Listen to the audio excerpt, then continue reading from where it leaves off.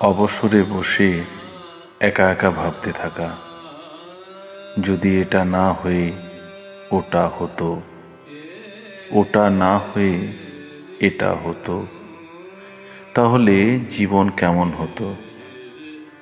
সেই উত্তর কোনোদিনই জানা যায় না, কারণ ওটা একটা সম্ভাবনা, শুধু ভাবা যায়।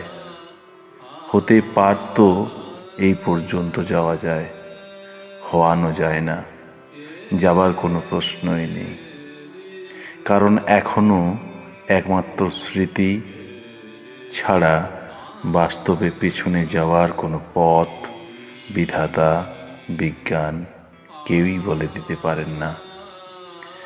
অথচ ভাবনা চিন্তার অনেকটা সময় জুড়ে কি হলে কি হতো আর কি হতো না থেকে যায়।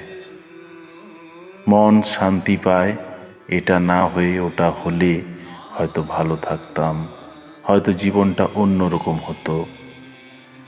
যখন এটা ভাবতে বেশ ভালো লাগে, তখনই মনে পড়ে যায় বাস্তবে তো সেটা সম্ভব নয়। চিন্তা স্রোত গতি হারায়।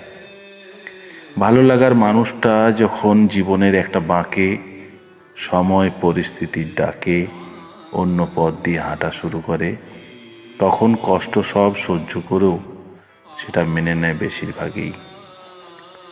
অনেকটা পথ পেরিয়ে এসে যখন তাকে আবার দেখা যায়, তখনই বোকা বোকা ভাবনাগুলো আসে।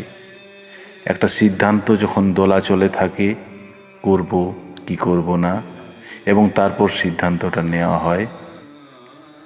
কয়েক বছর পর যখন জীবনের ওই পাতাটা পড়া হয়, তখন মনে হয় উল্টোটা হয়তো ঠিক ছিল।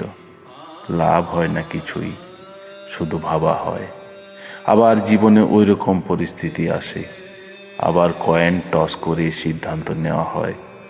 আবার জীবনে চলার পথের বাঁকে গিয়ে স্মৃতিচারণে উল্টোটা নিয়ে ভাবা হয়। সব শেষে মনে হয় সব কিছু লেখা থাকে।